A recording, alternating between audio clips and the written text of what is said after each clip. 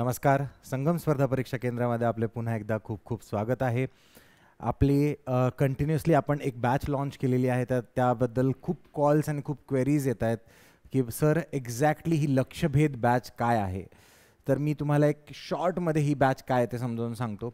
हे बघा, सगळ्यात पहिले ही बॅच जी आहे ती फक्त आणि फक्त सरळ सेवा परीक्षांसाठी आहे. ठीक आहे, ही बॅच जी आहे ती फक्त आणि फक्त सरळ सेवा परीक्षांसाठी आहे, बाकीच्या परीक्षांसाठी नाही. ओके, म्हणजे प्रिलिम्स आणि मेन्स ज्याच्यामध्ये आहे त्यासाठी नाही आहे. आता ह्या बॅचचं सर फीचर काय, एक्झॅक्टली काय, खूप डेलिकेटेडली आणि खूप आम्ही मेहनतीने ही बॅच क्युरेट केलेली आहे, बनवलेली आहे, हिची प्लॅनिंग केलेली आहे. आणि तुम्ही स्टुडंटनी जे फीडबॅक्स दिलेले आहेत ते फीडबॅक्स पूर्ण रिसर्च करून काय काय प्रॉब्लेम्स स्टुडंटला फेस होत आहे हे सगळे रिसर्च करून प्रॉपरली ही बॅच सगळ्यांसाठी बनवलेली आहे. ओके, सगळ्यात पहिले ह्या बॅचमध्ये डिफरंट काय आहे मी तुम्हाला सांगतो. हे बघा, तर ह्या बॅचमध्ये डिफरंट काय आहे, तुम्हाला एक म्हणजे स्टुडंट्सला इश्यूज काय काय फेस होतात ते आपण टॅकल केलेत. तर इश्यूज मला काय काय मिळाले जे तुम्ही फॉर्म्स भरून दिलेत. सर मला सोर्सेस माहिती नाही आहे, कशातून वाचू हे याला सोर्सेस माहिती नाही आहे. ओके, म्हणजे मी कोणतं पुस्तक वापरू, काय वापरू हे. Second thing,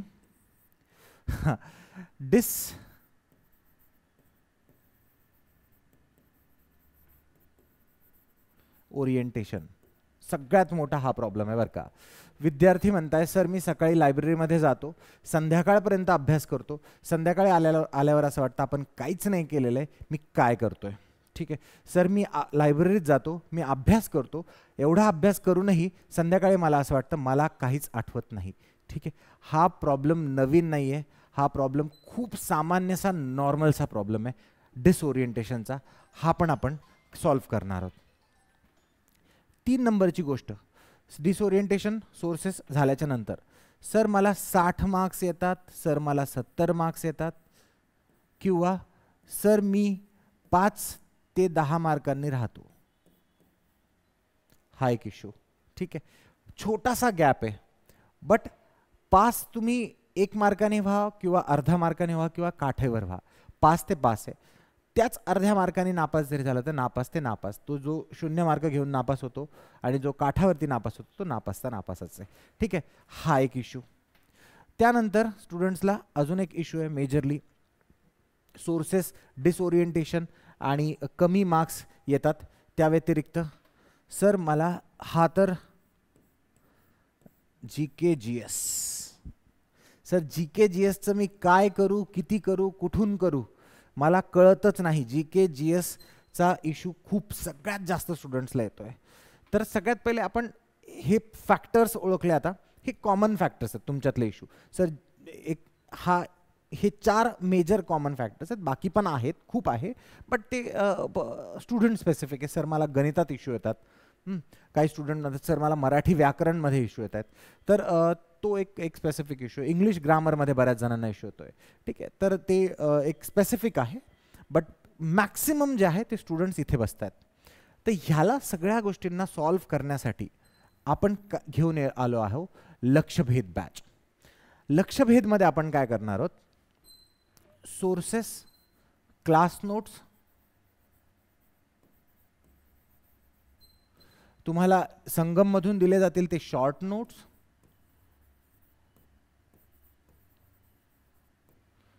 plus standard book. मी असं नाही म्हणणार, बाकीचे काही म्हणत असतील की बा आपल्या क्लास नोट्स वाचा होऊन जाईल. क्लास नोट्स शॉर्ट नोट्स वाचायच्याच, बट बघा मराठी म्हटलं बाळासाहेब शिंदे मोरा वाळंबे ह्याशिवाय पर्याय नाही, वाचावंच लागेल. आणि हेही कसं वाचायचं, तर आपण डिसओरिएंटेशनमध्ये ते सॉल्व्ह करणार आहोत. कसं, एक क्लास घ्यायचा, लेक्चर घ्यायचं, लेक्चर झाल्यानंतर 100 ते 200 MCQ, प्रत्येक टॉपिकवरती आपण हे 100 ते 200 MCQ सोडवून घेणार आहोत. आता एक विचार करा, फॉर एक्झाम्पल नामचा टॉपिक आहे, सर्वनामचा टॉपिक आहे. ह्या टॉपिक्सवरती नाम सर्वनाम तुम्ही वाचलं तर सर याच्यावर क्वेश्चन काय येतात, तर क्वेश्चन याच्यावर जर मी तुम्हाला 100 क्वेश्चन देऊन टाकले सर्वनामवरती, फक्त नामवरती नाही म्हणत आहे बरं का, नाममध्ये प्रकार आहेत हे सर्वनाम विशेषनाम वगैरे वगैरे, ह्याच्यावरती जर मी तुम्हाला क्वेश्चन्स देऊन टाकले 50-100, तर मला सांगा 50 क्वेश्चन शोधणारा व्यक्ती जो बनवतोय क्वेश्चन, तो त्या नामाच्या सगळ्या बाजू बघेल, सर्वनामाच्या सगळ्या बाजू बघेल आणि तुम्हाला प्रश्न प्रोव्हाइड करेल. जर तुम्हाला एवढं डेडिकेटेडली करून प्रश्न बनवून मिळत आहेत, तर परीक्षा जो बनवणारा आहे, एक्झामिनर आहे, एक्झामिनर यापेक्षा वेगळं काय विचारणार, याच्यातून बाहेर प्रश्नच येणार नाही, प्रश्नच येणार नाही. नेक्स्ट सर मी 60 ते 70 इथे अडकते आणि जस्ट बिकॉज त्याचं कारण आहे GK GS. ठीक आहे, आता GK GSला आपण काही भागांमध्ये डिवाइड केलं आहे, हिस्ट्री, जॉग्रफी, इतिहास, भूगोल, मग पॉलिटी, नागरिकशास्त्र, मग त्यानंतर ह्याच्यात अजून एक येतं तुम्हाला, हे जॉग्रफीमध्ये रिव्हर्स जास्त येतात. ठीक आहे, त्यानंतर इकॉनॉमिक्स, अर्थशास्त्र, अर्थशास्त्र खूप कमी प्रमाणात येतं बट ते काही जास्त येत नाही. अजून याच्यात येतं ते आहे करंट अफेअर्स.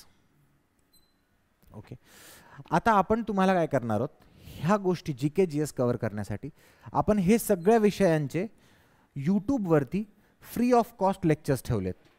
फ्री लेक्चर्स आहेत स्टेट बोर्डच्या बुक्सचे, 40, 30, 20 मिनटं असं एक चॅप्टरचं लेक्चर, एक चॅप्टर ऐकायचा, बाकी पुढचं आपलं आपलं काम करत बसायचं.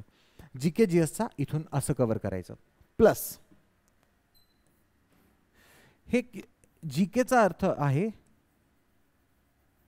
General knowledge. जनरल नॉलेजमध्ये हे जे जनरल आहे ना, जनरल, ह्या जनरल बद्दल याचाच अर्थ आहे इंडिया, स्टेट्स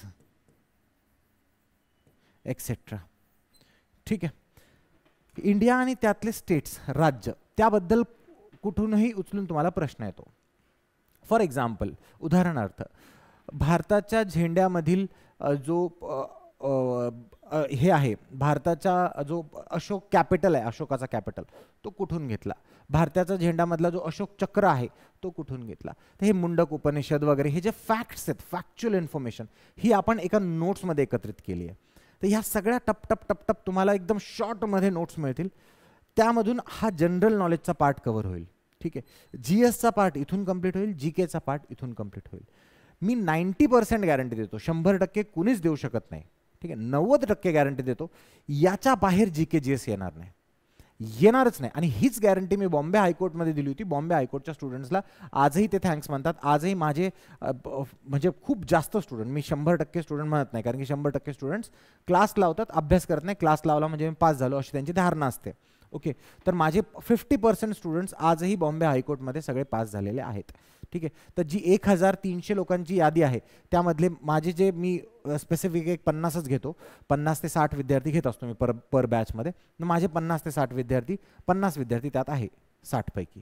ठीक आहे, तर ह्या बॅचमध्ये सुद्धा आपण 50च विद्यार्थी घेणार आहोत आणि 50 विद्यार्थ्यांची आपल्याला रिस्पॉन्सिबिलिटी घ्यायची की ह्यांना आपल्याला पास करायचं आहे. That's it. बरं, हे झालं. आता अजून काय सर, अजून आहे, आपण काय करणार आहोत, common subject English, Marathi, computer, English, Marathi, computer, maths, reasoning,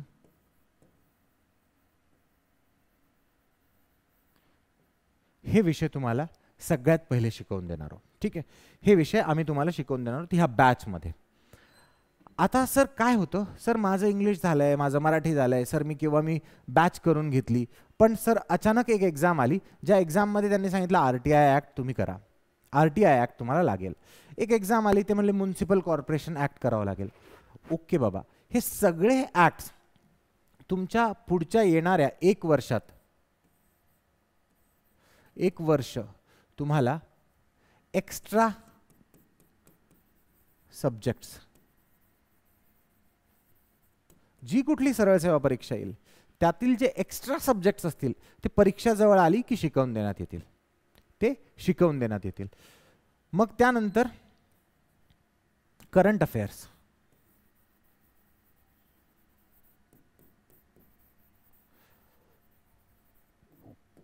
current affairs तुम्हाला मासिक आणि साप्ताहिक करंट अफेअर्स देण्यात येईल. ठीक आहे. आता सर मी तुम्हाला क्लिअर स्पष्ट सांगतो हे करंट अफेअर्स कसे बनणार आहे. प्रतियोगिता दर्पण, त्यानंतर सिम्प्लिफाईड, त्यानंतर भरपूर आहे. म्हणजे मार्केटमध्ये खूप सारे करंट अफेअर्सचे मॅगझिन्स आहेत आणि सगळेचे सगळे मॅगझिन्स चांगले आहेत. प्रॉब्लेम काय होतोय मॅगझिन्समध्ये, ह्या सगळ्या मॅगझिन्समध्ये जी गरजेची माहिती नाही आहे ती पण देतात. तर आपण ह्या सगळे मॅगझिन्स मार्केटमधले मिक्स करून हे सगळे मॅगझिन्समधून इम्पॉर्टंट इन्फॉर्मेशन काढून आपण आपल्या मॅगझिनमध्ये टाकणार आहोत आणि ते मॅगझिन तुम्हाला इथे देण्यात येईल. ठीक आहे. साप्ताहिक आणि मासिक प्रमाणे. ओके. सो हे 1 वर्षापर्यंत तुम्हाला एक्स्ट्रा सब्जेक्ट आणि करंट अफेअर्स हे तुम्हाला चालू राहील. म्हणजे तुमची बॅच कधीच रिडंडंट होणार नाही. बॅच तुमची कंटिन्युअसली चालत राहणार. सर व्हिडिओ किती वेळा बघू शकतो? एक व्हिडिओ तुम्ही 2 वेळा बघू शकता. रेकॉर्डेड. ऑनलाईन राहील का? लाईव्ह लेक्चर्स राहणार आहेत. मला रेकॉर्डेडमध्ये माझा विश्वास बसत नाही. लाईव्ह लेक्चर्स राहतील. लाईव्ह लेक्चर्सच तुम्हाला रेकॉर्डेड फॉर्मॅटमध्ये दिले जाईल. जुने लेक्चर्स उचलून आता देण्यात येणार नाही. बस एवढी ही एक फॅक्टर आहे. 2 ते 3 वेळेस तुम्ही ते व्हिडिओ बघू शकता. हे एक ह्या पूर्ण आहे आमच्या लक्षभेद बॅचबद्दल. आणि बॉम्बे हायकोर्टचा आजकालच रिझल्ट आला आहे आणि खूप छान प्रकारे सक्सेसफुल झाली आहे ती batch. So I am very happy about that. So please लक्षभेदमध्ये तुम्ही या, लक्ष तुमचं भेद करा. आपण त्याला व्यवस्थित पूर्ण प्रत्येक स्टुडंटला ची काळजी घेणार आहोत. क्वेश्चन्स खूप सारे सोडवून घेणार आहोत.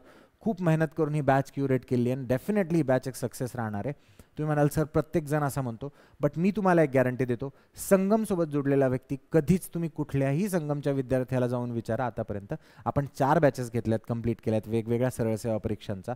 MPSCची एक बॅच आता एक रेग्युलॅरिटीमध्ये सुरू आहे. आपल्या स्टेट बोर्ड्सचे लेक्चर्स सुरू आहेत. तर क्वालिटीबद्दल मला सांगायची तुम्हाला काही आय डोंट थिंक की गरज पडेल. ठीक आहे.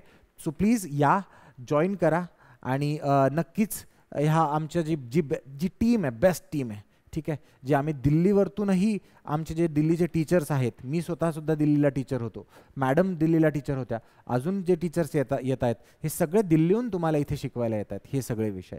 तर पूर्ण जी स्ट्रॅटजी आहे आपण खूप स्पेसिफिकली खूप क्युरेट करून वापरतोय. ह्याचा प्लीज लाभ घ्या आणि एका वर्षात 1 पोस्ट मिळवण्याचं जे आपलं स्वप्न आहे, जे संगमचा तुम्हाला वादा आहे की एका वर्षात 1 पोस्ट, ही आपलं हे स्वप्न पूर्ण करा. 1 पोस्ट काढा, ड्युटीला लागा आणि मग आपण पुढचे मोठेवाले स्वप्न बघूया.